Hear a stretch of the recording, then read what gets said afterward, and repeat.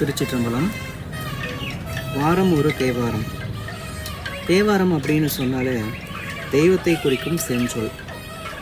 ஆரம் அப்படின்னா மாலை, அதாவது இறைவனுக்கு சார்த்த பெறும் வாடாத சொன்மாலை.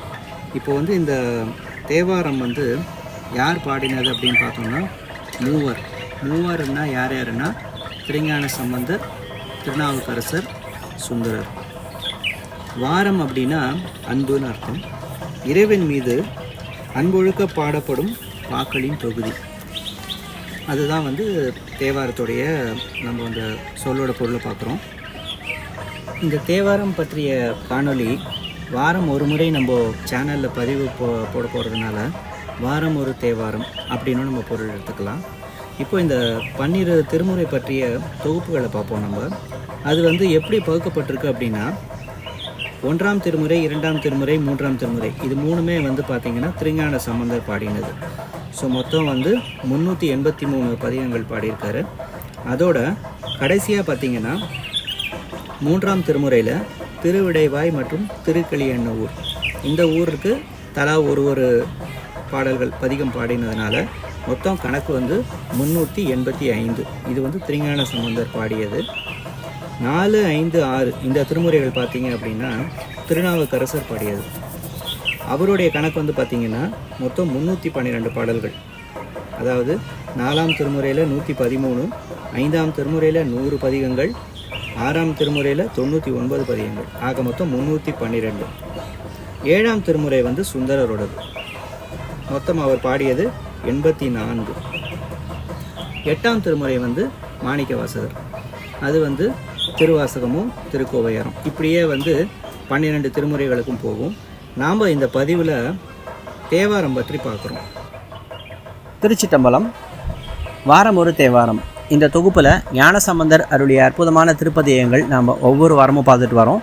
கடந்த பதிவில் ஞானசம்பந்தர் பாண்டி கொடுமுடியில் அருளிய அற்புதமான பதிகம் பார்த்தோம். இன்றைக்கி அங்கிருந்து புறப்பட்டு திருக்கருவூர் ஆணிலை கரூர் வருகிறார். அங்கு அவர் அருளிய பதிகம் பார்க்க போகிறோம். 2ஆம் திருமுறை 28வது பதிகம். பண் இந்தளம். தலத்திறைவன் பசுபதிநாதர், இறைவி கிருபாநாயகி சௌந்தரநாயகி, தீர்த்தம் அமராவதி ஆறு. முதல் பாடல். தொண்டு எலாம் மலர் தூவி ஏத்த நஞ்சு உண்டல் ஆருயிர் ஆய தன்மையர் கண்டனார் கருவூருள் ஆணிலை அண்டனார் அருளியும் அன்பரே.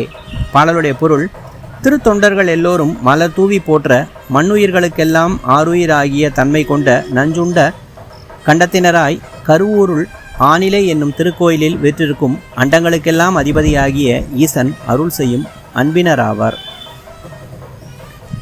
இப்போ 2வது பாடல். நீதியார் நினைந்தாய நான்மறை ஓதி யாரோடும் கூடலார் குழைக்காதினார் கருவூருள் ஆணிலை ஆதியார் அடியார்த்தம் அன்பரே. பாடலுடைய பொருள்: நீதியே வடிவமான சிவபிரானை நினைந்து எண்ணி ஆராய்ந்து 4 மறைகளை ஓதுவாருடன் இயைந்து மேவும் பெருமான் குழை அணிந்த செவியர். இப்பிரான் கருவூரில் விளங்கும் ஆணிலை என்னும் கோயிலில் அடியார்களின் அன்பராய் வீற்றிருப்பார். இப்போ 3வது பாடல். மண்ணுலாம் மதிசூடி வேதமே பண்ணுளார் பரமாய பண்பினர் கண்ணுளார் கருவூருள் ஆணிலை அண்ணலார் அடியாருக்கு நல்லரே.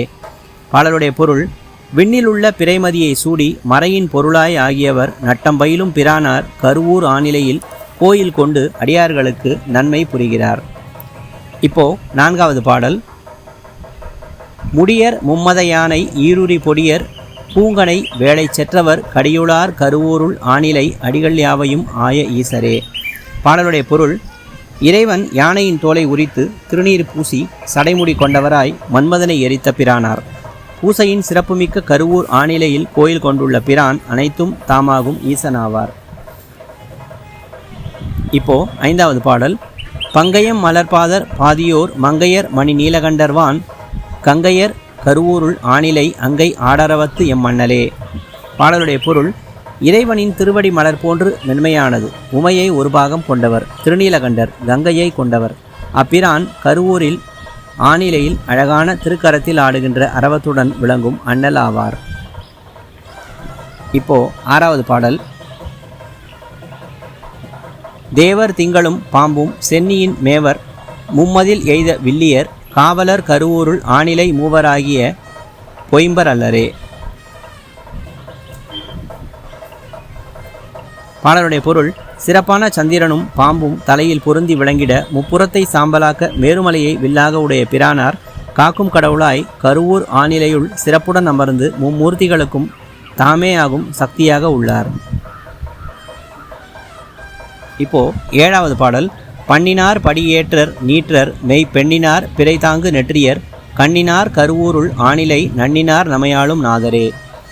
பாடலுடைய பொருள்: இறைவன் பண்ணின் இசையாய் படிந்து அமர்ந்தற்குரிய இடபத்தை உடையவர், திருநீற்றை அணிபவர், உடலில் உமையை ஒரு பாகம் கொண்டவர், நெற்றிக்கண்ணர், கருவூர் ஆணிலையில் உள்ளவரே நம்மையெல்லாம் ஆட்கொள்ளும் தலைவன் ஆவார். இப்போ 8வது பாடல்: கடுத்த வாளரக்கன் கையிலேயே எடுத்தவன் தலைதோளும் தாளினால் அடர்த்தவன் கருவூருள் ஆணிலை கொடுத்தவன் அருள் கூத்தன் அல்லனே. பாடலுடைய பொருள்: சீற்றம் கொண்ட ராவணன் கைலாயமலையை பெயர்க்க முற்பட அவனின் வலிமைமிக்க தலைகளையும் தோள்களையும் தம் திருவடி விரலால் அடர்த்தியவன் கருவூர் ஆணிலையில் உள்ளவரே நம்மை எல்லாம் ஆட்கொள்ளும் தலைவன் அவரே.